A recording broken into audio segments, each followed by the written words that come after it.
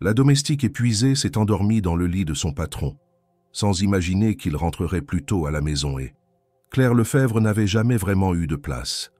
À 34 ans, elle passait inaperçue comme une ombre discrète dans les couloirs brillants d'une maison qui ne lui appartenait pas.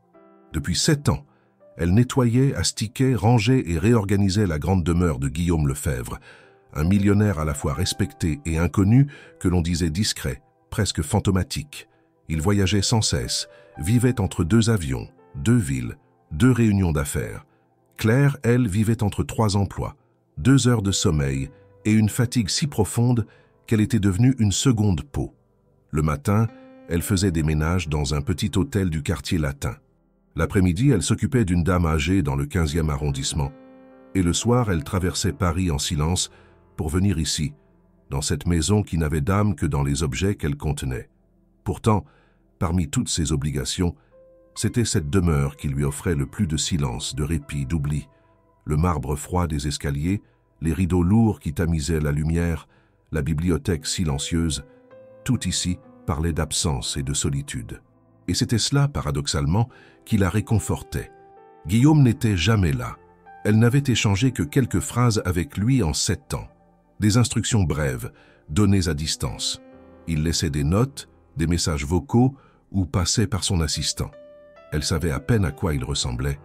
Une silhouette haute, élégante, des cheveux sombres, des yeux que l'on ne croisait pas. Un homme qui disparaissait avant même d'être vu. Ce vendredi-là, pourtant, quelque chose changea. Le jour avait été long, la nuit précédente presque inexistante. Claire avait à peine mangé. Son corps, usé par les années de travail sans répit, réclamait une pause. En entrant dans la chambre de Guillaume, pour y passer l'aspirateur, elle s'était assise un instant sur le bord du lit. Un lit immense, impeccable, presque trop parfait pour être humain. Juste quelques minutes, pensait-elle. Juste fermer les yeux. Mais ce ne fut pas quelques minutes. Ce fut 1 heure, peut-être 2. Son corps s'alourdit, sa respiration ralentit, et Claire s'endormit profondément. Là, dans les draps blancs du maître de maison, bercée par un silence qu'elle n'avait jamais pu s'offrir. Elle ne rêva même pas. Elle disparut simplement dans un sommeil dense, inévitable. Elle ne sut jamais vraiment ce qui l'avait poussée à s'allonger là, sans réfléchir. Peut-être ce besoin d'exister quelque part, d'occuper un espace, même brièvement, qui ne soit pas destiné aux autres. De ressentir pour une fois le confort, la chaleur, le droit de se laisser aller. Ce n'était pas un acte de révolte ni une erreur volontaire, c'était un effondrement discret, presque digne. Et dans cette maison vide, à cette heure précise, personne ne pouvait la juger. Personne ne devait rentrer. Guillaume était en déplacement, comme toujours. Il n'y avait pas de raison pour que ce moment si fragile soit interrompu. Mais le destin, parfois, s'infiltre dans les silences les plus profonds. Il bouscule les certitudes, bouleverse les routines millimétrées. Ce que Claire ignorait, c'est que ce soir-là, l'avion de Genève avait atterri plus tôt que prévu. Que Guillaume avait décidé, sur un simple coup de tête, de rentrer chez lui. Pour la première fois depuis des années, il avait changé ses plans. Et cette décision allait tout faire basculer. Le bruit sec de la clé tournant dans la serrure résonna dans l'entrée silencieuse comme une détonation inattendue. Il était exactement 18h43. Le mécanisme, d'ordinaire bien huilé, semblait protester contre ce retour inhabituel. Guillaume Lefebvre poussa la porte avec lenteur, son manteau encore humide sur les épaules. Il n'avait prévenu personne, pas même son assistant, de son retour anticipé de Genève. Une décision spontanée, presque irréfléchie, motivée par une lassitude inhabituelle pour un homme aussi méthodique. Quelque chose l'avait troublé au cours de cette dernière réunion, une impression d'irréalité dans les visages trop polis, les sourires figés autour de la table. Il avait ressenti un vide qu'il ne parvenait plus à ignorer. Alors, sans consulter son agenda, il avait quitté le bâtiment, pris le prochain vol et traversé Paris sous une pluie fine et persistante. Il referma la porte derrière lui sans bruit, déposa son attaché-case au pied de l'escalier et balaya du regard l'intérieur de la maison. Tout semblait en ordre, comme toujours. L'air sentait encore légèrement le produit nettoyant. Les rideaux étaient tirés, les lumières tamisées. Guillaume n'avait jamais aimé la lumière crue. Il avança sans précipitation, retirant ses gants avec soin, puis monta les marches, le pas feutré. Arrivé à l'étage, il entendit un bruit infime, Un froissement de tissu peut-être, ou un souffle plus profond que les autres. Il fronça les sourcils. Il savait que Claire passait le soir, mais elle partait toujours avant son retour. Elle évitait les horaires où il pouvait croiser son regard. Il n'y avait jamais prêté vraiment attention, considérant cette discrétion comme une qualité professionnelle. Mais ce soir, il y avait quelque chose de différent. Il s'arrêta devant la porte de sa chambre, légèrement entrebâillée. Il n'avait jamais laissé cette porte ouverte. Il la poussa lentement. La scène qu'il découvrit lui coupa le souffle. Au milieu de la chambre, dans son propre lit, Claire dormait profondément. Les draps, d'ordinaire tendus au millimètre, étaient légèrement froissés. Sa tête reposait sur l'oreiller, comme si elle y avait toujours eu sa place. Ses traits, d'habitude tirés, marqués par la fatigue, paraissaient apaisés, presque doux. Elle respirait lentement, le visage tourné vers la fenêtre, les cheveux en désordre, une mèche collée à sa joue. Elle ne portait pas son uniforme habituel, mais un simple pull gris trop grand, un pantalon de coton noir. Elle n'était plus la domestique invisible. Elle était une femme endormie, fragile, profondément humaine. Guillaume ne bougea pas. Il resta figé sur le seuil, les yeux rivés sur cette image qu'il ne comprenait pas. Une partie de lui aurait dû se fâcher, la réveiller immédiatement, exiger des explications. Mais il ne fit rien. Il était surpris, certes. Mais au fond, il ressentait autre chose. Une forme de trouble, un sentiment ancien qu'il ne reconnaissait pas tout à fait. Ce n'était pas de la colère, ni de la gêne. C'était plus subtil, comme une faille dans la routine, une brèche dans l'isolement qu'il s'était imposé. Il recula légèrement, referma doucement la porte sans bruit, puis descendit à la cuisine. Il s'assit sur l'un des tabourets de l'îlot central et resta là, les mains jointes, regardant le vide. Dans sa tête, une multitude de pensées s'entrechoquaient, mais aucune ne trouvait la sortie. Il repensait à Claire, à toutes les fois où il l'avait vue sans la voir, à son visage, dont il ne se rappelait pas les détails, à ses gestes discrets, toujours à l'arrière-plan. Comment une personne pouvait-elle exister si pleinement sous le même toit, sans jamais susciter la moindre attention? L'horloge du salon sonna les 19 heures. Claire dormait probablement encore. Guillaume se leva, marcha jusqu'au bureau, ouvrit une bouteille d'eau, puis retourna à l'étage. Il hésita quelques secondes devant la porte, puis l'ouvrit à nouveau. Elle était réveillée. Leurs regards se croisèrent. Le silence qui suivit fut plus long que n'importe quelle conversation. Claire, figée, mit quelques secondes à comprendre où elle était. Puis son visage se décomposa lentement, la panique s'installant dans ses traits. Elle se redressa d'un bond, balbutia quelque chose d'incompréhensible, tira sur son pull pour le remettre en place. Elle regarda autour d'elle comme pour vérifier qu'elle ne rêvait pas. Mais non, elle était bien là, dans le lit de son employeur, devant lui, attrapée au cœur d'un moment qu'elle n'aurait jamais cru possible. « Monsieur Lefebvre, je suis désolée. Je ne sais pas ce qui m'a pris. » Elle trébucha en sortant du lit, manqua de faire tomber la lampe de chevet. Ses mains tremblaient. Elle cherchait ses chaussures au sol, ne les trouvait pas, perdait ses mots. Guillaume ne dit rien. Il la regardait toujours, sans colère, mais avec une attention qu'elle ne lui avait jamais vue, comme s'il la découvrait pour la première fois. Une intensité étrange dans ses yeux, un calme presque dérangeant. « Ce n'est pas... Je ne voulais pas... Je suis tombée de fatigue. Je vais partir, maintenant. » Elle attrapa son sac, recula vers la porte, puis se tourna pour fuir. En se retournant, son coude heurta un carnet posé sur la table près du lit. Le carnet chuta au sol, s'ouvrit sur une page au hasard. Un petit papier s'en échappa et glissa jusqu'aux pièces de Guillaume. Claire s'arrêta net. Guillaume se pencha, ramassa le papier. C'était une feuille jaunie, griffonnée à la main. Il lut en silence. Claire sentit son cœur se serrer. Elle se souvenait très bien de ce mot. Elle l'avait écrit des années auparavant, un soir de solitude profonde. Un texte intime, presque une prière silencieuse.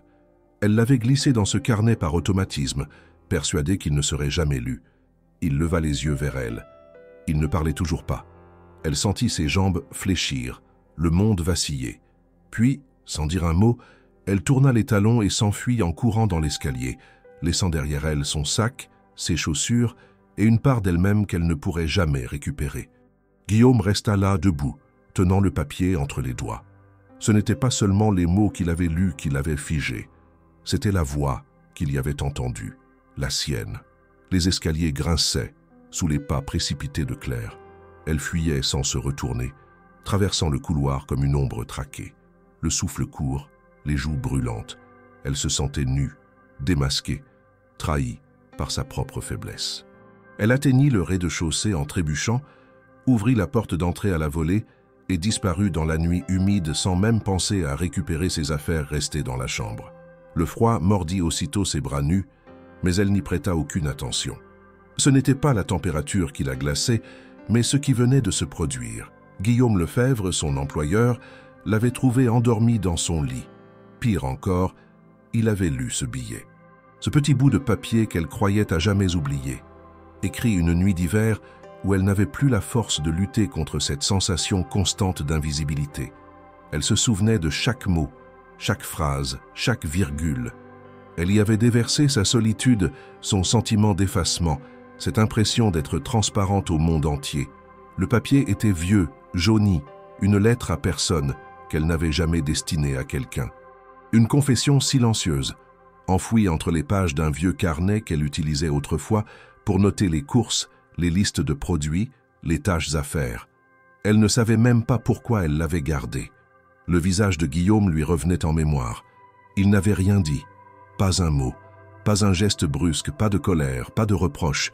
Mais dans son silence, il y avait quelque chose d'insupportable, une attention nouvelle, un regard qu'elle n'avait jamais connu. Il l'avait vu, réellement vu. Et cela était plus terrifiant encore que la honte.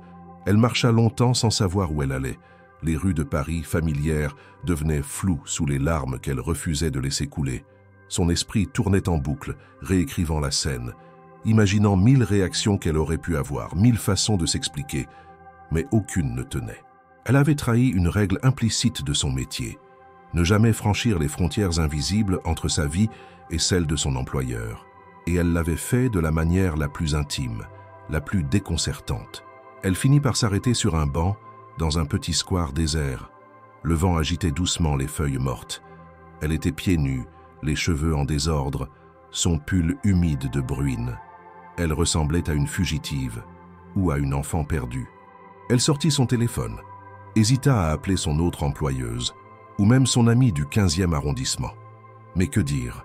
Qu'elle avait été surprise en train de dormir dans le lit d'un homme qu'elle ne connaissait presque pas, que cet homme avait lu ses pensées les plus sombres, les plus crues. Aucun mot n'aurait suffi. Pendant ce temps, Guillaume n'était pas redescendu. Il était resté là, dans sa chambre, tenant le billet entre ses doigts. Il l'avait relu plusieurs fois. Les premières lignes étaient tremblantes, presque illisibles, mais très claires dans leur douleur. Parfois, j'ai l'impression que si je disparaissais demain, personne ne le remarquerait. Je fais partie des murs. Je nettoie, je range, je disparais. Il n'y avait ni signature ni date, mais il n'en avait pas besoin. Il savait que c'était elle. Il reconnaissait maintenant dans chaque mot la voix d'une femme qu'il n'avait jamais pris la peine d'écouter. Il s'assit sur le bord du lit, les coudes sur les genoux, le regard fixé sur le sol. Il essayait de comprendre pourquoi cela l'avait autant touché. Peut-être parce qu'il y retrouvait un écho. Lui aussi vivait dans l'ombre de lui-même. Derrière les chiffres, les contrats, les réunions, il y avait une solitude maîtrisée, entretenue, presque cultivée. Mais jamais il n'avait mis de mots dessus. Claire, elle, l'avait fait, sans savoir qu'elle écrivait aussi pour lui. Il ramassa le carnet tombé à terre, le feuilleta. Rien d'autre que des listes, des rappels de rendez-vous, des numéros de téléphone. Et ce billet, seul, glissé entre deux pages. Il le posa sur sa table de nuit, en silence. Il aurait pu la congédier, changer les serrures, exiger qu'elle ne remette plus jamais les pieds ici. C'était la réaction logique, la plus attendue. Mais il n'en fit rien.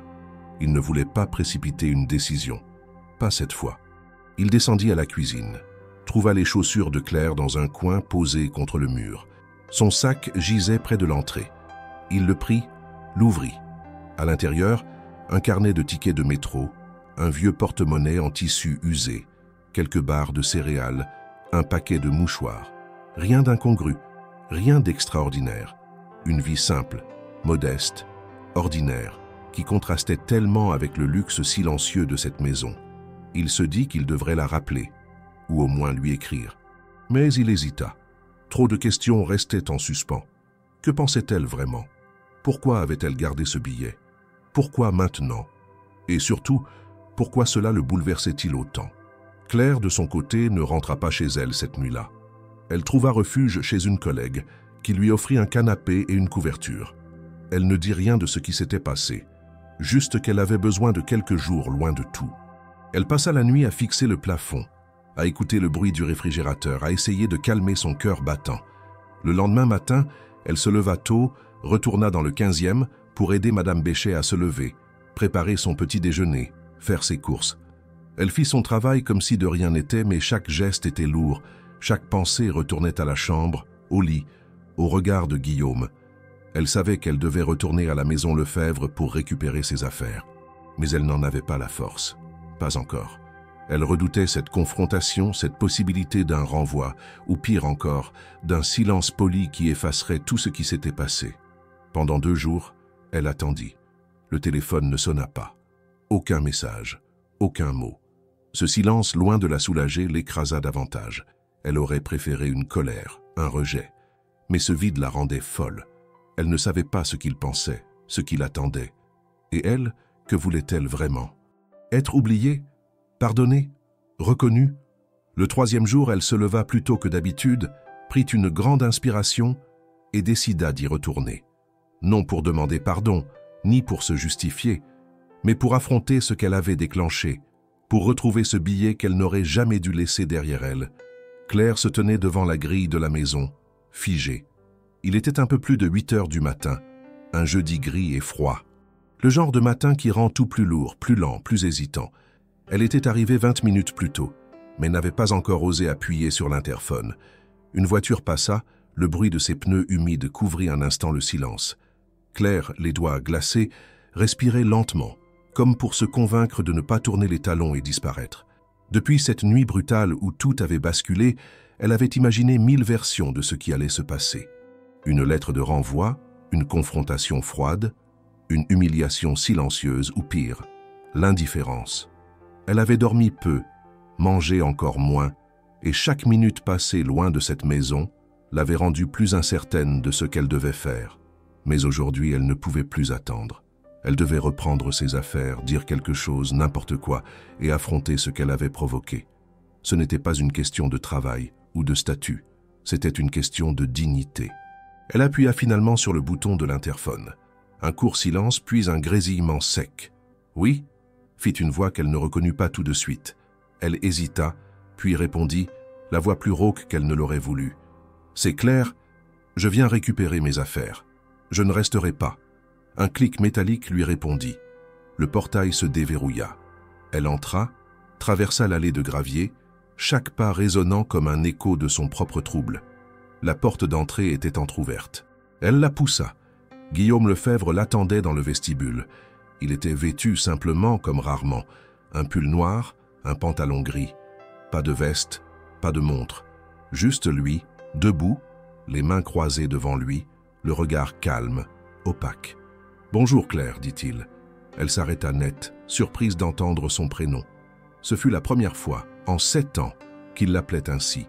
Pas madame, pas vous, pas la femme de ménage. Juste Claire. Elle répondit d'un souffle. « Bonjour, monsieur Lefebvre. » Il fit un geste lent vers le salon. « Je préférerais que vous entriez quelques instants. J'aimerais vous parler. » Claire resta figée. Elle aurait voulu dire non, récupérer son sac et partir. Mais quelque chose dans la voix de Guillaume, dans sa posture, l'empêchait de fuir. Elle hocha la tête, presque imperceptiblement, et le suivit. Le salon était silencieux, baigné d'une lumière pâle. Sur la table basse, son sac était posé, soigneusement fermé. À côté, une enveloppe blanche sans nom. Guillaume s'assit dans le fauteuil face à la cheminée éteinte et l'invita d'un geste à s'asseoir en face. Elle obéit. Un silence lourd s'installa. Il la regarda longuement, mais sans insistance.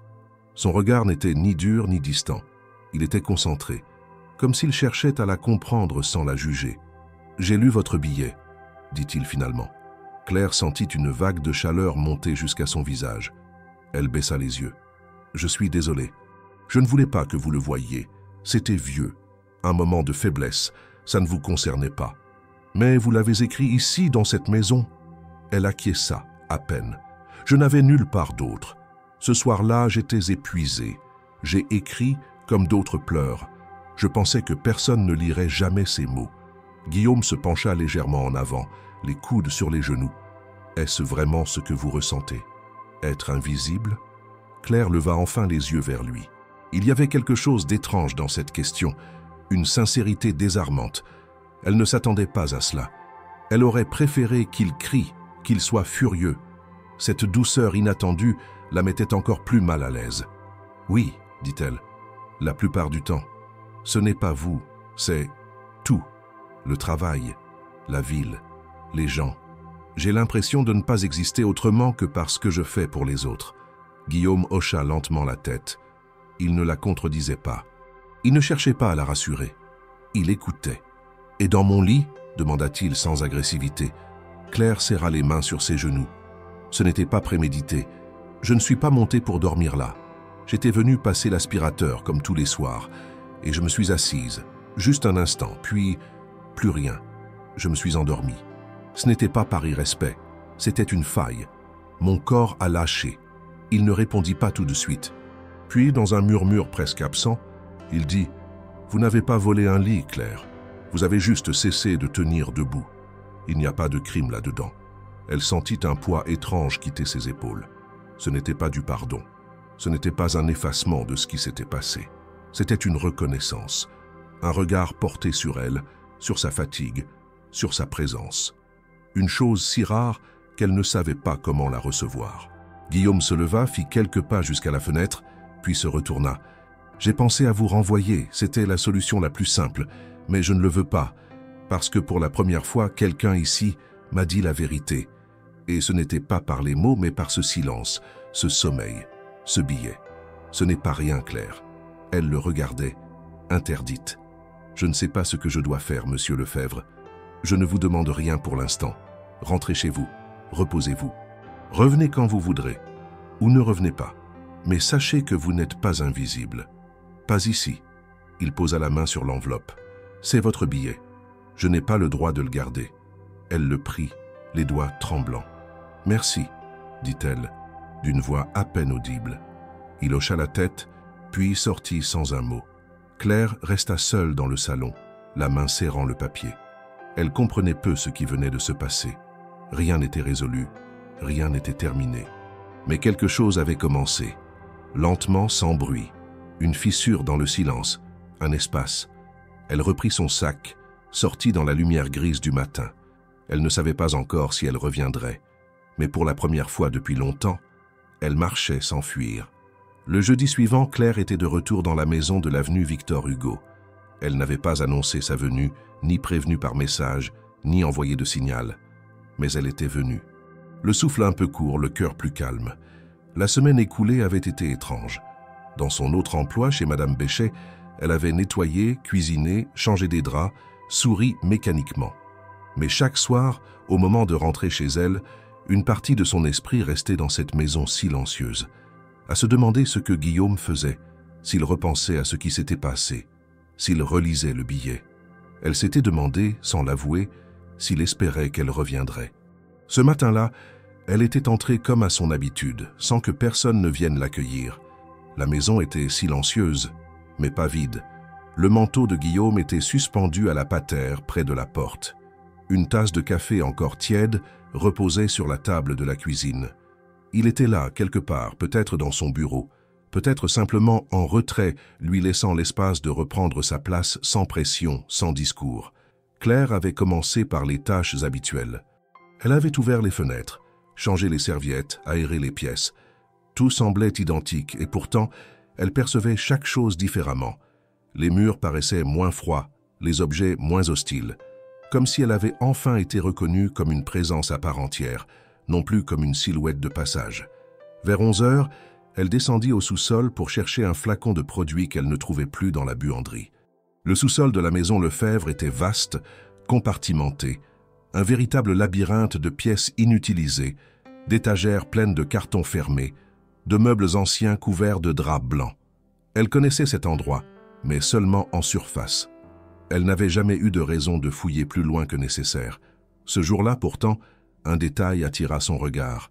Dans un recoin à l'abri des regards, derrière un vieux buffet de chêne, une petite armoire métallique était entrebâillée. Elle n'était pas verrouillée mais semblait rarement utilisée. En s'approchant, Claire vit une boîte en bois sombre posée sur l'étagère du bas. Une boîte modeste mais soignée, avec un nom gravé au centre du couvercle. Elle lut ce nom à voix basse sans comprendre immédiatement. Élise. Elle s'accroupit. La boîte était lourde, ancienne. Le bois portait des marques du temps. Le nom, finement inscrit, paraissait presque effacé par les années, mais encore lisible. Elle tendit la main pour l'ouvrir puis s'arrêta. Quelque chose dans l'atmosphère avait changé.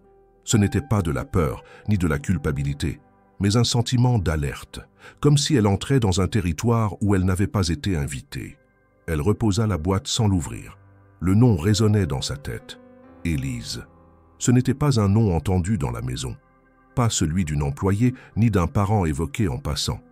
Et pourtant, il avait été gravé là, à la main, avec soin. Cela suffisait à éveiller sa curiosité. Elle resta là quelques secondes, accroupie, les yeux fixés sur la boîte, puis referma doucement la porte de l'armoire. Elle prit le flacon qu'elle était venue chercher et remonta à l'étage. Dans les jours qui suivirent, ce nom ne la quitta plus. Elle n'osa pas en parler immédiatement. Elle continua son travail, attentive aux moindres détails, espérant qu'une conversation, un mot, une photo viendraient combler ce mystère. Mais rien ne vint. Guillaume restait silencieux, présent sans être intrusif, comme s'il avait accepté sa présence de manière nouvelle, mais sans ouvrir davantage de portes. Le lundi suivant, alors qu'elle changeait les draps de la chambre d'amis, elle prit son courage à deux mains. Guillaume passait dans le couloir, un dossier à la main, le regard pensif. « Monsieur Lefebvre », dit-elle d'un ton neutre. Il s'arrêta, surpris. Il la regarda, attendant. « Je suis allé au sous-sol jeudi dernier. Il me manquait un produit. Et j'ai vu une boîte. Elle portait un nom. Élise. » Elle guettait sa réaction. Guillaume eut un mouvement presque imperceptible, un clignement de paupières. Puis, son visage se referma. « Ce n'est rien d'important, » répondit-il sèchement. Elle recula d'un pas. Il ne criait pas, mais son ton avait changé. Claire comprit immédiatement qu'elle avait franchi une ligne. Pas en voyant la boîte, mais en posant la question. Guillaume ne bougeait pas. Il serrait toujours le dossier contre lui. « Je suis désolée, je ne voulais pas être indiscrète », ajouta-t-elle. Il hocha la tête, sans un mot de plus, puis tourna les talons et s'éloigna. Ce fut la fin de la conversation, mais pas de l'histoire. Ce changement d'attitude, ce brusque repli, confirma à Claire que ce nom n'était pas anodin. Il déclenchait chez Guillaume une réaction que rien d'autre n'avait jamais provoquée. Pas même son billet, pas même son intrusion dans la chambre. Il y avait derrière ce nom une faille, quelque chose de profond, de douloureux, de soigneusement enterré. Et cette boîte au sous-sol n'était pas oubliée, elle était cachée. Le soir même, Claire rentra chez elle avec une sensation étrange. Elle repensait à la boîte, à la gravure, à la réaction de Guillaume. Elle sentit qu'elle venait de frôler un passé qu'il avait tout fait pour effacer. Et malgré elle, elle voulait en savoir plus. Pas par voyeurisme, mais parce que pour la première fois, elle se rendait compte qu'elle n'était pas seule à porter une histoire que personne ne regardait. Les jours suivants se déroulèrent dans une apparente normalité, mais l'atmosphère dans la maison Lefebvre avait changé subtilement. Claire continuait son travail comme si rien ne s'était passé, mais elle sentait à chaque déplacement dans les couloirs, à chaque pas dans le silence pesant, que la mention de la boîte, et surtout du nom gravé sur elle, avait marqué une frontière. Guillaume n'avait plus reparlé de l'épisode. Il était poli, distant et rigoureusement silencieux. Le peu de regards échangés entre eux était neutre, calculé. Il semblait vouloir maintenir une barrière invisible, solide, comme pour contenir quelque chose qu'il refusait de laisser échapper. Et pourtant, ce nom revenait sans cesse dans l'esprit de Claire. Élise. Il résonnait à l'intérieur d'elle comme un mot abandonné, laissé dans l'ombre depuis trop longtemps. Elle se demandait qui elle était, pourquoi son nom était gravé sur une boîte oubliée, et surtout, pourquoi Guillaume avait changé si brusquement de ton au simple fait qu'elle l'ait mentionné. Quel lien unissait cet homme si rationnel à ce prénom effacé du présent, si ce n'est un lien de douleur ou de honte? Le silence qui avait suivi sa question en disait long. Il y avait, derrière ce mot, une blessure encore vive. Un après-midi, alors qu'elle repassait dans la véranda donnant sur le petit jardin de la maison, Guillaume était là, assis à une table, un cahier ouvert devant lui. Il ne remarqua pas sa présence immédiatement. Claire hésita à reculer discrètement, mais quelque chose la poussa à s'approcher. Elle s'arrêta à quelques mètres, suffisamment loin pour ne pas l'interrompre, mais assez près pour qu'il sache qu'elle était là. Il leva la tête, croisa son regard et referma lentement le cahier. Ses yeux étaient fatigués, comme s'il luttait contre une pensée constante. Elle attendit quelques secondes, puis s'approcha d'un pas. Elle ne savait pas ce qu'elle allait dire, ni même si elle devait parler. Mais l'impulsion était là, irrépressible. « Monsieur Lefebvre, je ne veux pas insister sur ce que j'ai vu, mais ce prénom, Élise, je crois comprendre que c'est quelqu'un d'important pour vous. » Guillaume la fixa sans répondre. Il semblait mesurer chaque mot qu'elle venait de prononcer. Puis il se leva lentement, sans brusquerie, mais avec une froideur contenue. « Ce n'est pas un sujet dont j'ai envie de discuter, » dit-il calmement. Claire resta figée. « D'accord, je comprends. Je voulais seulement... » Il l'interrompit sans violence mais fermement. « Non, vous ne comprenez pas, Claire. Ce prénom n'a pas sa place ici. Pas maintenant. Pas entre nous. » Elle baissa les yeux, déstabilisée par cette phrase. Il y avait une distance dans sa voix, une frontière clairement tracée. Ce n'était pas un refus temporaire, mais un mur. Guillaume passa devant elle et disparut à l'intérieur de la maison, laissant derrière lui une sensation glaciale. Claire resta debout quelques secondes, incapable de bouger. Ce n'était pas tant la dureté de ses paroles qui la blessait, mais le ton, cette manière de clore un sujet comme on referme un dossier trop sensible pour être traité. Elle avait réveillé quelque chose, et il avait décidé que cela resterait enseveli. Elle reprit son travail en silence, mais désormais, chaque pièce de la maison lui paraissait chargée d'un poids nouveau. Chaque porte fermée semblait dissimuler des secrets non dits. Chaque objet oublié dans un coin devenait un indice possible d'un passé trop douloureux pour être évoqué. Un soir, alors qu'elle classait des documents dans le bureau, elle remarqua que certaines étagères contenaient des dossiers anciens, soigneusement étiquetés. Elle ne les ouvrit pas. Elle n'en avait ni le droit ni l'envie. Mais une chose la frappa. Aucune photo, aucun cadre, aucun souvenir personnel n'était visible dans la pièce. Pas d'album, pas d'image d'enfance, pas même un portrait familial. Tout était propre, ordonné, neutre, comme si la maison avait été vidée de toute mémoire. Elle se souvint alors qu'en 7 ans, elle n'avait jamais vu Guillaume recevoir de visite. Aucun ami, aucun parent, aucun proche. Seuls quelques collègues venaient parfois déposer des documents, des colis, toujours à la porte, jamais plus loin. Cette maison n'avait jamais résonné d'une autre voix que la sienne. Et maintenant qu'elle y pensait, ce prénom Élise, c'était la première trace humaine concrète du passé de Guillaume qu'elle avait croisé. Le lendemain, en nettoyant la bibliothèque, elle trouva un petit carnet tombé derrière un meuble. Il n'était pas ancien, mais usé. Elle ne l'ouvrit pas immédiatement. Elle le plaça sur une étagère bien visible pour que Guillaume le voie à son retour. Pourtant, toute la journée, elle sentit sa présence comme une tentation constante. Ce carnet était peut-être anodin, ou pas. Elle l'ignorait. Mais l'idée que ce prénom Élise ait pu figurer quelque part entre ces pages la hantait. Guillaume ne dit rien lorsqu'il vit le carnet replacé sur l'étagère. Il le prit, le glissa dans un tiroir sans un mot. Claire observa ce geste, simple en apparence mais chargé de contrôle. Il maîtrisait chaque détail de ce qu'il voulait montrer ou cacher. Les jours continuèrent, lourds, rythmés par les silences, par les gestes mécaniques. Claire ne tenta plus de revenir sur le sujet. Elle respectait la barrière, même si elle la sentait peser de plus en plus. Ce n'était pas la curiosité qui la rongeait, mais l'intuition que ce nom expliquait bien des choses. La solitude de Guillaume, son besoin de distance, sa manière d'éviter toute attache émotionnelle. Elle aurait voulu en savoir plus.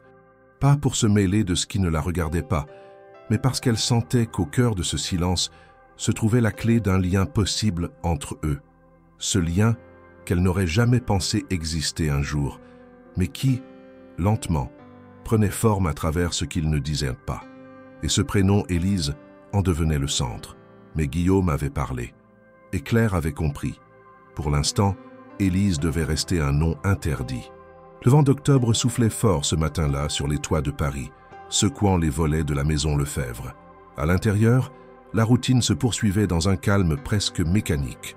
Claire, comme chaque jour depuis son retour définitif, poursuivait ses tâches sans poser de questions. Guillaume restait réservé, distant mais courtois, et tous deux évoluaient désormais dans une forme d'équilibre fragile, un contrat tacite bâti sur le respect mutuel d'un silence soigneusement entretenu. Pourtant, cet équilibre déjà ténu allait être mis à mal par un simple geste, un détail imprévu, une coïncidence dont Claire n'avait pas anticipé les conséquences. Ce jour-là, elle avait entrepris de vider les armoires du petit bureau secondaire, situé au fond du couloir du premier étage. C'était une pièce rarement utilisée, que Guillaume ne fréquentait que pour entreposer des documents anciens ou du matériel dont il ne se servait plus. Les étagères étaient poussiéreuses, les classeurs marqués par les années. Claire s'était armée d'un chiffon humide et d'un sac poubelle, prête à trier méthodiquement chaque recoin. En ouvrant un des tiroirs inférieurs d'un meuble en bois clair, elle trouva un tas désorganisé de papiers jaunis, d'enveloppes ouvertes, de feuillets pliés et froissés. La plupart portèrent des traces de moisissure ou de décoloration, comme s'ils avaient été oubliés là depuis des années. Elle les empila dans le sac noir, un par un sans les lire. C'était du tri, rien de plus, mais alors qu'elle atteignait le fond du tiroir, un petit paquet de lettres, attaché par un ruban autrefois bleu devenu gris, retint son attention. Contrairement aux autres documents, celle-ci était soigneusement rangée, alignée, protégée. Le contraste était frappant. Claire hésita un instant. Elle savait qu'elle ne devait pas fouiller. Ce n'était pas son rôle. Mais la main lui échappa. Elle prit le paquet, le posa sur la table, détacha le ruban. Le papier était épais, la calligraphie régulière, presque élégante. L'écriture n'était pas celle de Guillaume, elle en était sûre. Mais toutes les lettres étaient adressées à la même personne. Élise, ce prénom.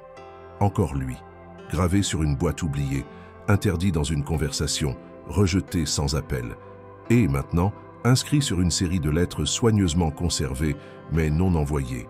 Claire en ouvrit une, puis une deuxième, puis une troisième. À chaque mot, une voix prenait forme, celle d'un homme qui écrivait sans attendre de réponse, un homme qui parlait à une absence. « Élise, je t'écris sans savoir où ces mots iront, peut-être nulle part, peut-être qu'ils resteront enfermés dans ce tiroir pour toujours, mais je n'arrive pas à me taire. » Les lettres n'étaient ni datées ni signées, mais leur contenu ne laissait aucun doute. Guillaume était l'auteur, et Élise, la destinataire invisible. Il y avait là une douleur, un aveu, une recherche de pardon. Des phrases répétées, comme des prières silencieuses. « Je n'ai pas su te comprendre. J'aurais dû être là. Ton silence est plus cruel que ton absence. » À mesure que Claire lisait, le visage de Guillaume se recomposait. Ce n'était plus l'homme froid et rigide qu'elle avait toujours connu. C'était un frère en deuil, un homme hanté par ce qu'il n'avait pas pu réparer. Elle replaça les lettres dans leur ordre initial, retira ses gants et s'assit un moment, les mains posées sur ses genoux. Elle se sentait intruse, coupable, mais aussi étrangement proche de cette douleur. Ce qu'elle lisait dans ces lignes, c'était une solitude plus ancienne, plus profonde que la sienne, une solitude héritée d'un abandon, ou peut-être d'une disparition. Elle n'en parla pas ce jour-là. Elle fit son travail comme à son habitude, termina de ranger le bureau, remit le paquet de lettres là où elle l'avait trouvé. Mais quelque chose avait changé. Dans son regard, dans ses gestes, une conscience nouvelle s'était installée. Guillaume n'était pas seulement un homme secret, il était un homme blessé. 2 jours plus tard, en vidant la corbeille du bureau principal, Claire aperçut une enveloppe froissée dépassant du sac. Elle la reconnut immédiatement. C'était une des lettres à Élise. Le papier portait encore l'odeur du bois ancien, une encre légèrement estompée. Elle ouvrit doucement le sac, fouilla un peu plus. Il y en avait d'autres, 3, 4, peut-être 5 lettres du même lot, toutes jetées. Ce n'était pas un accident. Guillaume les avait volontairement éliminées, un geste de rupture ou peut-être de défense. Mais pourquoi maintenant? Avait-il deviné qu'elle les avait lues?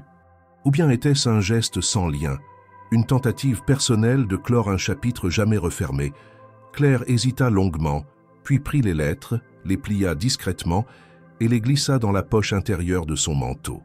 Ce n'était pas de la curiosité mal placée. C'était un besoin de protéger quelque chose qu'elle sentait en péril. Ces lettres, aussi silencieuses soient-elles, étaient un fragment de vérité. Elle ne pouvait pas les voir disparaître. Elle rentra chez elle ce soir-là avec un poids nouveau dans la poitrine. Elle relut les lettres encore et encore, cherchant à comprendre ce qu'il s'était réellement passé. Ce n'étaient pas des lettres d'amour, C'étaient des lettres de regret, de mémoire, de vide. Il y avait des détails, des souvenirs, une balançoire dans un jardin d'enfance, une robe rouge lors d'un été pluvieux, une dispute jamais réparée. Chaque mot creusait un peu plus l'image d'Élise et de Guillaume. Le lendemain, elle ne dit rien. Elle ne mentionna pas les lettres, ni la corbeille, ni son geste. Mais elle observa. Guillaume semblait plus fatigué que d'habitude. Il parlait peu, son regard fuyait davantage. Il travaillait tard dans la nuit. Les lumières de son bureau restaient allumées longtemps après le départ de Claire. Elle savait que quelque chose bouillonnait sous la surface. Elle se demanda s'il savait qu'elle savait. Et ce doute, ce soupçon de partage involontaire devenait une forme de lien, fragile, inavoué, mais réel. Il faisait lourd ce matin-là, une de ces lourdeurs particulières de fin d'automne, où le ciel bas semble s'écraser sur les toits, rendant chaque respiration plus difficile. Claire était arrivée tôt, comme à son habitude, bien avant l'agitation matinale du quartier. Elle avait pris un soin particulier à ne rien oublier, gants, liste de tâches, clés de la buanderie. Mais sous cette organisation apparente, son esprit était ailleurs. Depuis la découverte des lettres jetées dans la poubelle, depuis la décision de les garder, elle vivait dans un état de tension discret, mais permanent. Elle avait relu chaque mot plusieurs fois. Les phrases de Guillaume résonnaient en boucle dans sa tête, comme si elle l'avait liée à une vérité qu'elle n'aurait jamais dû effleurer. Elle savait qu'elle n'aurait pas dû les emporter. C'était un pas de trop. Mais les voir ainsi jetés, abandonnés, avait réveillé en elle une forme de résistance. Ces mots étaient chargés de douleur, d'humanité, et les laisser finir dans un sac noir parmi les restes de papier administratifs lui semblait insupportable. Elle n'avait pas de plan, pas d'intention. Elle voulait simplement les préserver, comme on garde une trace fragile de quelque chose que le temps menace d'effacer à jamais. Ce matin-là, Guillaume était déjà debout. Il l'attendait dans le salon, debout près de la grande fenêtre, les mains dans les poches. Il ne la salua pas. Il n'y eut pas de bonjour, pas d'échange de regards polis. Il se contenta d'un geste bref, lui demandant de s'asseoir. Claire sentit une tension inhabituelle, une crispation qu'elle n'avait jamais perçue dans ses mouvements.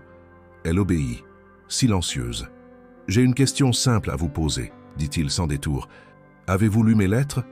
Le coup fut direct, brutal. Claire sentit le souffle lui manquer une seconde. Elle tenta de rester droite, de ne rien trahir, mais son silence fut suffisamment éloquent. Guillaume s'assit face à elle. Son regard n'était pas furieux, mais blessé, profondément blessé. Elle comprit aussitôt que la douleur dépassait la simple transgression. Ce qu'il ressentait, c'était une forme de trahison. « Je ne cherchais pas à vous espionner, » murmura-t-elle. « Mais vous l'avez fait. Vous avez lu ce qui ne vous était pas destiné. Et pire encore, vous les avez prises. Je le sais. » Claire voulait se justifier, expliquer son geste, parler du sac poubelle, de ce besoin de préserver ce qui semblait avoir de la valeur. Mais chaque mot lui semblait vide, déplacé, inutile. « Je n'ai rien dit à personne, je vous le jure. » Guillaume secoua lentement la tête. « Ce n'est pas une question de secret, c'est une question de respect. Ces lettres n'étaient pas pour être lues, pas par vous, pas par quiconque. Ce que vous avez fait, ce n'est pas seulement une faute professionnelle, c'est une intrusion dans ce que j'ai de plus intime. Elle aurait préféré qu'il crie, qu'il se mette en colère, qu'il claque la porte, mais sa voix restait calme, posée, ce qui rendait chaque mot plus tranchant. Elle comprit qu'elle n'avait plus rien à dire. Le mal était fait. Elle s'était laissée guider par quelque chose qu'elle pensait juste, mais qui, aux yeux de Guillaume, représentait un franchissement de limites inacceptable. « Je ne peux pas continuer ainsi, Claire. » La phrase tomba, définitive. « Vous êtes une employée exemplaire depuis des années, mais ce n'est plus possible. » Elle ne répondit pas. Elle sentit les larmes monter, mais les retint. Elle se leva, hocha la tête. Elle savait qu'il avait raison. Même si la douleur était immense, même si elle croyait avoir agi avec bienveillance, elle avait franchi une ligne invisible, mais sacrée. La confiance, une fois brisée, ne se répare pas avec des excuses. « Je viendrai chercher mes affaires demain, » dit-elle. Guillaume acquiesça sans un mot. Elle traversa la maison une dernière fois, chaque pièce lui apparaissant soudain plus vide, plus étrangère. Elle descendit les escaliers, ouvrit la porte et sortit. Dans la rue, l'air était encore plus lourd qu'à l'aller. Elle marcha sans direction précise, les mains dans les poches, serrant inconsciemment les lettres pliées qu'elle n'avait jamais rendues. Elle les avait toujours comme une preuve inutile de ce qui l'avait rapproché de cet homme pour mieux l'éloigner ensuite. Elle passa l'après-midi dans un café du boulevard à fixer une tasse de thé refroidi. Elle ne pleura pas, pas encore. Ce n'était pas de la tristesse. C'était un vide, une chute silencieuse. Guillaume n'était pas seulement un patron. Il était devenu un repère, une énigme à laquelle elle s'était attachée sans le vouloir. Et maintenant, elle n'était plus rien pour lui. Moins qu'une inconnue, une faute de parcours. Elle dormit mal cette nuit-là. Des souvenirs lui revenaient par vagues. La première fois qu'elle avait vu la maison, l'odeur des draps fraîchement lavés, les conversations silencieuses, les regards de plus en plus prolongés. Et surtout le nom d'Élise, ce prénom qu'elle n'avait jamais entendu de la bouche de Guillaume, mais qui avait tout bouleversé. Le lendemain matin, elle retourna à la maison pour récupérer ses affaires. Elle espérait ne croiser personne. Mais Guillaume était là, debout dans le vestibule. Il ne parla pas. Il lui tendit un sac contenant quelques objets personnels. Claire le prit, hocha la tête. Elle ne dit rien non plus.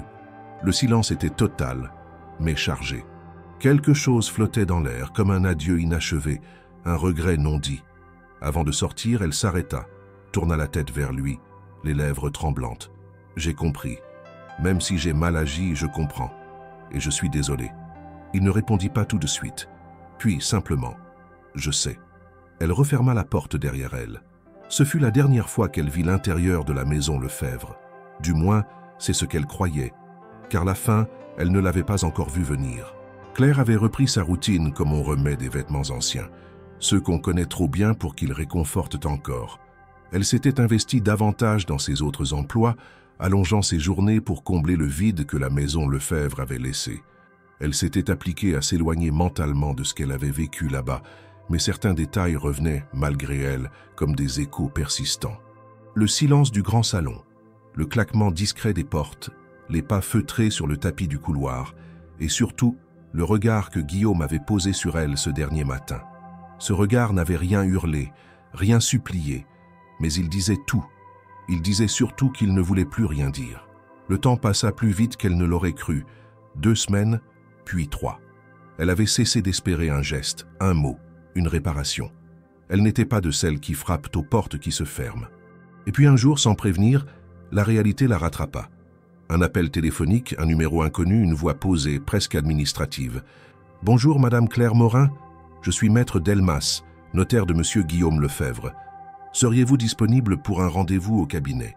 Il s'agit d'un dossier dans lequel votre nom figure. » Claire crut d'abord à une erreur. Pourquoi un notaire l'appellerait-il? Pourquoi Guillaume ferait-il mention d'elle dans quoi que ce soit? Mais la voix sérieuse insista. Ce n'était ni une plaisanterie ni une erreur. Il ne donna pas plus de détails au téléphone. Il fixa le rendez-vous pour le lendemain, 10 heures du matin, rue du Faubourg Saint-Honoré. Elle passa la nuit à tourner dans son petit studio, incapable de comprendre ce que cela pouvait signifier. Était-ce un malentendu? Un dernier règlement administratif lié à son contrat de travail? Une demande formelle? Mais pourquoi un notaire? Et pourquoi maintenant? Le lendemain, elle se présenta au cabinet notarial, un bâtiment austère au fond d'une cour intérieure. Maître Delmas l'accueillit avec courtoisie, la fit entrer dans un bureau vaste, où la lumière filtrée par les rideaux créait une ambiance presque irréelle. Il lui offrit un café qu'elle refusa, puis ouvrit un dossier posé devant lui. « Monsieur Lefebvre m'a chargé de vous informer qu'il a récemment modifié son testament. » Claire sursauta. Elle n'avait pas entendu mal. Il avait dit « testament ». Et elle était concernée. « Je ne comprends pas. Je ne suis personne pour lui. Je n'ai aucun lien de parenté. Je n'ai aucun droit. » Le notaire leva une main pour calmer sa panique. Il n'est pas question d'héritage au sens classique. Il ne s'agit pas de biens matériels, de comptes bancaires ou de propriété. Il s'agit d'un acte personnel, volontaire. Il a inscrit dans son testament que, dans l'éventualité de sa disparition ou de son incapacité, un certain projet que vous avez inspiré devrait être mené à bien, avec vous à sa tête. Claire resta muette. Elle n'osait pas y croire. Quel genre de projet? Le notaire sortit un deuxième document, plus mince, manuscrit.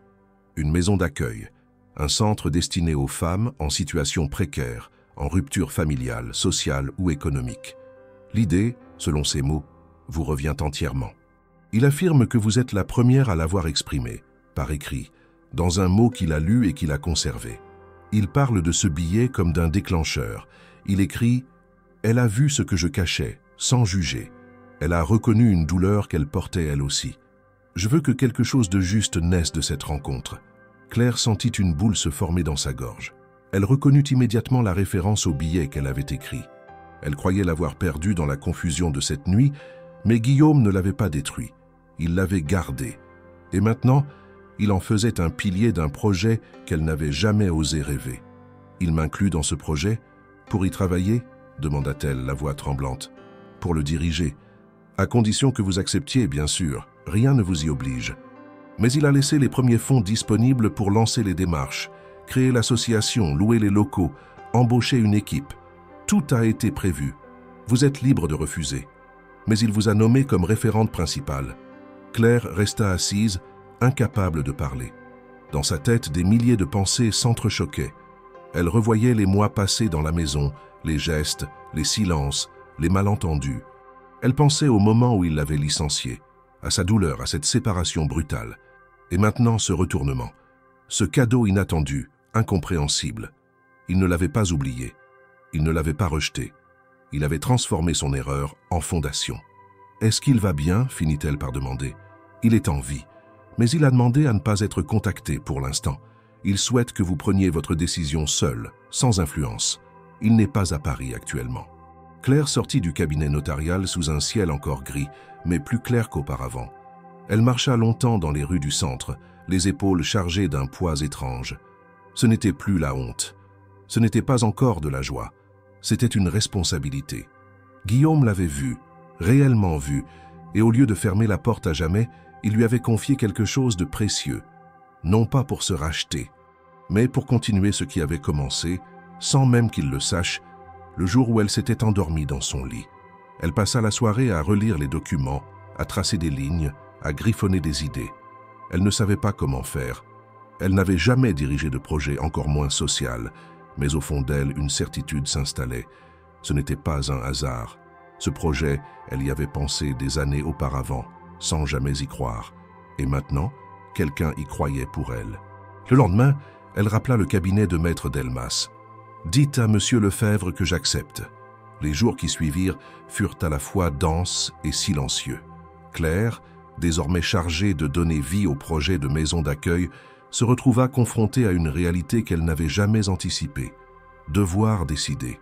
Jusqu'alors, son quotidien avait été rythmé par des ordres, des horaires, des gestes dictés par la nécessité. Pour la première fois, on lui offrait l'espace de penser, de planifier, de choisir, et cela la bouleversait plus que prévu. Elle passa ses premières semaines entre réunions administratives, visites de locaux désaffectés, appels téléphoniques, rencontres avec des associations. Elle apprenait en marchant, en tâtonnant, mais chaque pas la rapprochait d'une construction qu'elle sentait juste, viscérale. Un matin, alors qu'elle classait des documents dans son modeste appartement du 11e arrondissement, son téléphone vibra. Un message, court. Aucun nom. Juste une phrase. « Puis-je vous voir ? Guillaume. » Elle resta quelques secondes figée. Son cœur accéléra. Ses pensées devinrent bruyantes. Il avait rompu le silence. Après tout ce temps, après la brutalité de leur dernière conversation, il reprenait contact. Elle répondit simplement « Oui ». Un lieu, une heure furent convenus. Ce serait dans un café discret près du jardin du Luxembourg, le lendemain à 15 heures. Lorsqu'elle arriva, il était déjà là, assis dans un coin, dos au mur comme toujours, pas de costume, pas de masque. Il portait un pull bleu nuit, une écharpe sobre, les traits marqués mais apaisés. Lorsqu'il la vit, il se leva doucement, comme s'il craignait de troubler l'équilibre du moment. Elle s'assit en face de lui et un silence s'installa, dense mais moins hostile que les précédents. « Merci d'être venu, dit-il enfin. » Elle hocha la tête. « Je n'ai jamais su vous remercier, reprit-il, pas pour ce que vous avez fait pour cette maison, pour moi, ni pour avoir lu ce que je n'ai jamais eu la force de dire à voix haute. » Claire le regardait, attentive. Elle ne voulait pas l'interrompre. « Je n'étais pas prêt, continua-t-il, à ce que vous représentiez, à la manière dont vous avez vu ce que personne d'autre ne regardait. Ce n'était pas de votre faute, c'était moi. » Elle voulait lui dire qu'elle avait compris, que même si elle l'avait mal exprimé, elle avait toujours ressenti que quelque chose en lui était brisé, contenu, incapable de s'exposer. Le projet que vous construisez, j'ai suivi les premières démarches. Delmas m'en a parlé. Vous êtes en train de faire plus que ce que j'avais imaginé. Vous y mettez une clarté que je n'ai jamais su avoir. C'est pourquoi je suis venu aujourd'hui. Elle sentit que ce moment allait basculer. Il n'était pas là simplement pour parler du passé. Il venait pour poser une demande, peut-être un dernier appel. Je voudrais vous demander quelque chose, pas en tant qu'employeur, pas en tant qu'homme blessé, mais comme quelqu'un qui veut finir ce qu'il n'a jamais commencé. Elle acquiesça sans même connaître la question. Venez avec moi, pas loin, juste quelques jours, dans le village où j'ai grandi, là où tout a commencé, là où Élise a disparu. J'aimerais clore cette histoire, lui parler une dernière fois, à travers vous peut-être, à travers ce silence que vous savez porter. Claire sentit une boule dans sa gorge. Elle ne s'attendait pas à cela. Une invitation à entrer dans son passé, non pas en spectatrice, mais en témoin. Il ne lui demandait pas de le sauver ni de le comprendre. Il lui demandait d'être là, présente, à ses côtés. Elle posa doucement ses mains sur la table. « Quand partons-nous » Il sourit. Ce n'était pas un sourire heureux, c'était un relâchement. Un abandon momentané des défenses. Demain matin, j'ai tout organisé. Ils restèrent encore un moment en silence. Le monde autour d'eux continuait de tourner, des clients entraient, des tasses s'entrechoquaient, une radio diffusait un vieux morceau de jazz. Mais rien de cela ne comptait. Ce qui importait, c'était ce qui venait d'être établi entre eux. Une trêve, un passage, une façon de marcher ensemble vers une histoire que lui seul avait portée trop longtemps. Le lendemain, elle le retrouva à la gare Montparnasse. Il avait réservé 2 billets pour une destination qu'elle ne connaissait pas encore. Le train traversa la campagne française sous un ciel pâle. Guillaume parlait peu, mais son regard était plus doux, plus ouvert. Il lui montra les paysages, lui raconta quelques souvenirs d'enfance, l'école du village, une rivière où il pêchait avec son père, la maison familiale, maintenant vide. Lorsqu'ils arrivèrent, le village était presque désert. Des maisons en pierre, des ruelles étroites, une église dont le clocher sonnait l'heure avec un léger décalage. Guillaume marcha lentement, comme s'il reconnaissait les lieux tout en les redécouvrant. Claire restait à côté, sans poser de questions. Ils passèrent la première journée à marcher. Il la mena jusqu'à une clairière en lisière de forêt. « C'est ici que je l'ai vue pour la dernière fois », dit-il doucement. Elle partait toujours seule, des heures entières. Et ce jour-là, elle n'est jamais revenue. Il s'agenouilla, pas pour prier, pas pour supplier, mais pour être au niveau du sol, là où la mémoire et la terre se confondent. Claire se tenait debout, les bras croisés contre elle. Le vent faisait bouger les feuilles. Rien d'extraordinaire. Et pourtant, tout était chargé de ce qui n'avait jamais été dit. Ils restèrent là longtemps. Puis Guillaume se releva. « Merci », murmura-t-il. « Je crois que je peux rentrer maintenant. » Ils quittèrent le village au matin du 3e jour. Le silence entre eux, plus apaisé qu'auparavant, n'était plus celui d'un poids ni d'un malaise, mais d'une reconnaissance tacite. Claire n'avait pas eu besoin de poser de questions. Elle avait compris, dans chaque geste de Guillaume, que cette visite n'était pas anodine ni improvisée. Il lui avait offert une fenêtre sur une partie de lui-même, qu'il avait tenue cachée pendant des années, non pas pour se faire comprendre, mais pour se libérer. Pourtant, ce n'est qu'au retour, dans ce train de fin d'automne, que les mots commencèrent à se délier, doucement, naturellement. Le paysage défilait à la fenêtre, des champs nus, des arbres fatigués et des villages figés dans un calme rural. Claire regardait sans fixer, attentive aux moindres signes que Guillaume pourrait lui donner.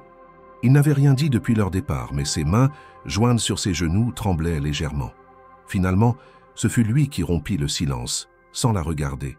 « Je ne vous ai jamais raconté ce qui s'est vraiment passé. » Claire attendit. Elle ne l'interrompit pas. Élise était ma sœur. Elle avait 2 ans de moins que moi. On n'était pas particulièrement proches, enfants. Elle était plus vive, plus libre. Elle ne supportait pas les règles. Elle provoquait, bousculait. Mais elle avait cette lumière. Ce genre de regard qui vous force à vous voir vous-même. Il s'arrêta, inspira profondément. Nos parents l'adoraient, mais elle les mettait à l'épreuve. Adolescente, elle a commencé à changer. Elle s'isolait, parlait moins.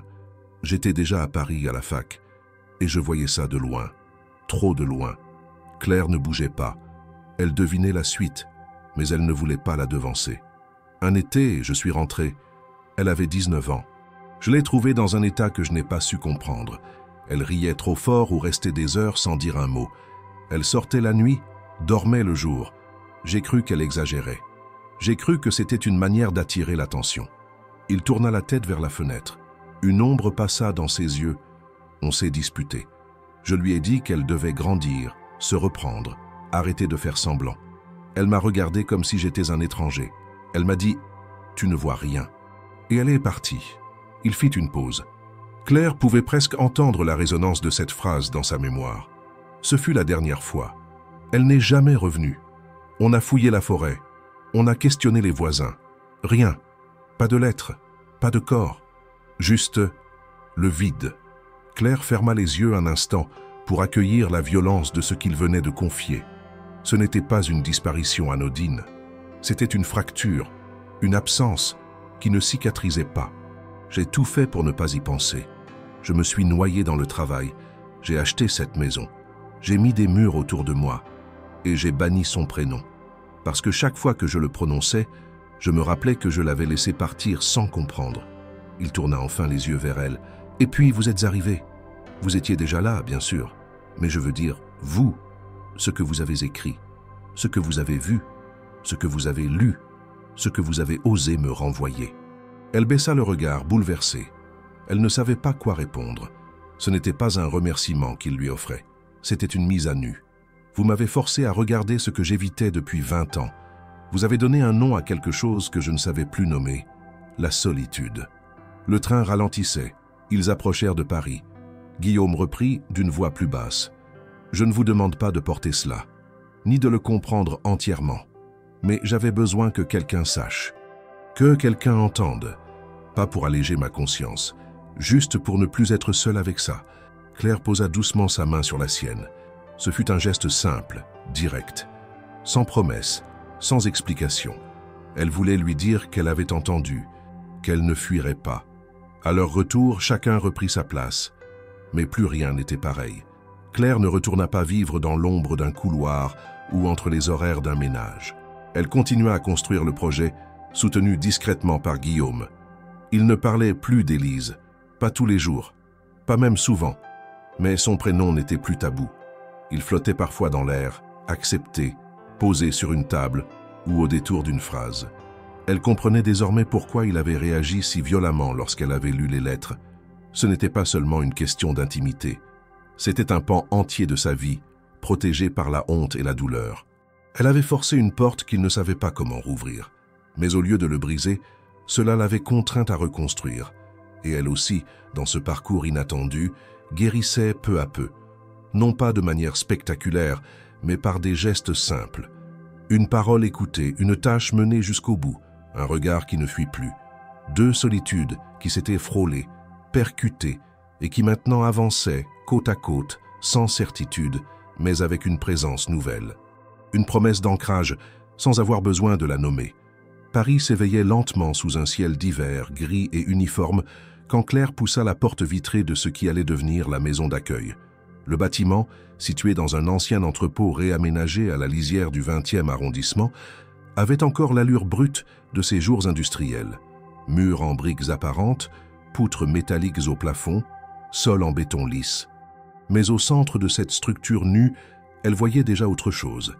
Elle imaginait des rires dans la cuisine commune, des discussions tardives dans les coins lecture, des enfants jouant dans le petit patio à l'arrière, des femmes, enfin capables de respirer sans se cacher. Cela faisait maintenant 3 mois que le projet avait commencé à prendre forme. Claire travaillait sans relâche, souvent jusqu'au soir, parfois seule, parfois accompagnée de bénévoles qu'elle avait su convaincre par sa détermination calme. Elle avait rencontré des architectes, signé des devis, rempli des formulaires interminables. Elle avait fait face à des refus, des lenteurs administratives, des doutes aussi. Mais elle n'avait jamais reculé, car chaque détail de cette maison, chaque carrelage choisi, chaque ampoule vissée, était pour elle une déclaration silencieuse. Un refus de revenir à l'effacement, un espace à bâtir pour celles qui, comme elle, avaient trop longtemps été invisibles. Guillaume n'intervenait pas dans les décisions quotidiennes. Il restait en retrait, fidèle à lui-même. Mais il était présent dans l'ombre. Il lisait chaque compte-rendu, validait chaque dépense. Surtout, il lui faisait confiance. Il n'imposait rien. Il observait, attentif, et parfois, dans leurs rares rencontres, il déposait une suggestion, une idée, un souvenir. C'est lui qui avait insisté pour qu'il y ait une salle de musique, même si personne ne sait jouer au début. Elle avait compris ce qu'il voulait dire. Le son après le silence, le désordre après le contrôle. La maison allait ouvrir dans 2 semaines. Les meubles arrivaient progressivement. Un jour, ce fut un lot de matelas, le lendemain des tables de cuisine. Claire supervisait tout, avec un œil à la fois précis et modeste. Elle ne cherchait pas la perfection esthétique. Elle cherchait le sens. Rien ne devait rappeler l'assistanat, la charité imposée.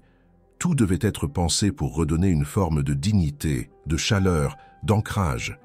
Elle avait choisi d'appeler le lieu « l'atelier Claire », non pas en hommage à elle-même, mais parce que ce mot « atelier » portait une idée de transformation. On y fabrique, on y répare, on y façonne. Et parce qu'elle voulait que les femmes qui y viendraient puissent dire un jour « c'est là que j'ai recommencé ». Le jour de la première réunion avec les futures résidentes, elle avait préparé du café, des petits gâteaux achetés dans une boulangerie du quartier et installé des chaises en cercle. Elles étaient 12, venues de parcours divers, des mères célibataires, des femmes sorties de foyers, 2 jeunes récemment majeurs après un placement, une réfugiée qui parlait à peine le français. Claire les accueillit une à une, sans empressement, avec un regard posé. Elle ne se présenta pas comme la responsable. Elle leur parla simplement, racontant l'histoire du lieu sans mentionner Guillaume, sans évoquer son passé. Juste les raisons pour lesquelles cet endroit existait, offrir un espace de transition, sans jugement, sans conditions impossibles. Elles écoutèrent, certaines en silence, d'autres en hochant doucement la tête. Puis l'une d'elles, une femme d'une 50aine d'années au visage marqué, demanda « Et si on n'y arrive pas ?» Claire la regarda sans détour. « Alors vous resterez autant qu'il le faudra. » La phrase dite sans emphase suffit à faire tomber quelque chose dans la pièce. Une tension, une méfiance peut-être. Et pour la première fois, un sourire sincère apparut sur un visage. Les jours suivants, le lieu s'anima. Les femmes commencèrent à s'installer. Les valises s'entassaient, les couvertures se froissaient, les cuisines prenaient vie. Claire circulait parmi elles, répondait aux questions, aidait à accrocher des rideaux, prenait le temps de s'asseoir. Elle écoutait, notait, apprenait. Elle n'avait pas réponse à tout, mais elle était là. Et pour beaucoup, c'était déjà énorme. Guillaume vint un soir sans prévenir. Elle le trouva dans la cour intérieure, les mains dans les poches, observant le va-et-vient derrière les fenêtres. Elle ne dit rien. Elle le laissa regarder. « C'est plus vivant que ce que j'avais imaginé, dit-il enfin. »« C'était l'idée, répondit-elle. Ils ne parlèrent pas longtemps. Il ne demanda rien. Elle ne montra rien. Mais dans ce silence-là, il n'y avait plus d'opposition. Il y avait une paix nouvelle, presque mature. Claire ne ressentait plus le besoin de se justifier. Elle n'était plus une employée. Elle était une présence à part entière, une voix qui comptait. Et Guillaume, lui, n'était plus uniquement un homme prisonnier d'un passé. Il devenait un acteur silencieux d'un futur possible. Avant de partir, il lui demanda simplement « Tu as choisi d'y vivre aussi ?» Elle réfléchit une seconde. « Pas tout de suite, mais peut-être un jour. Pour l'instant, j'ai encore besoin de ma solitude à moi, celle qui m'a construite. » Il acquiesça comme s'il comprenait exactement ce qu'elle voulait dire. Ils se quittèrent, sans promesse. Mais elle savait qu'il reviendrait. Pas pour contrôler, pas pour corriger. Pour voir, pour sentir, pour se souvenir. Et elle resterait là, non plus dans l'ombre d'une autre vie, mais dans la lumière d'un lieu qu'elle avait contribué à faire naître. Pas comme une revanche, mais comme une réparation. Pour Élise, pour elle, pour toutes celles qui, chaque jour, tentèrent de recommencer.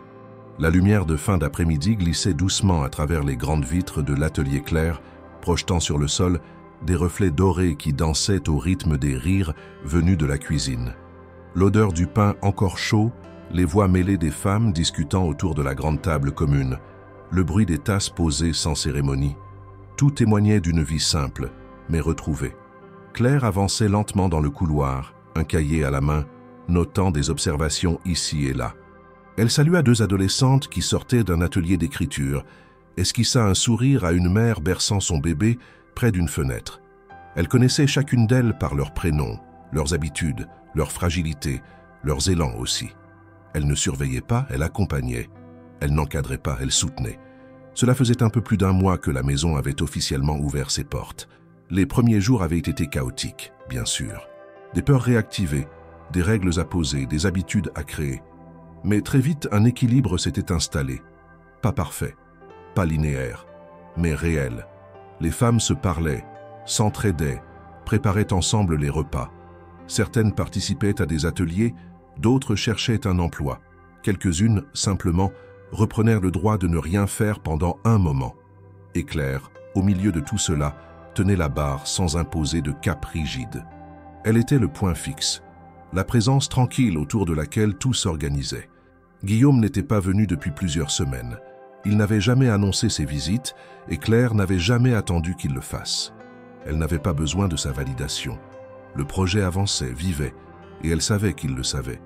Mais ce soir-là, alors qu'elle revenait d'un entretien avec une association partenaire, elle le trouva assis sur un banc dans le petit jardin à l'arrière de la maison. Il était seul, le manteau ouvert malgré le froid, les yeux levés vers le ciel encore pâle. Elle s'approcha, sans hâte, s'assit à côté de lui. Aucun mot ne fut échangé pendant un long moment.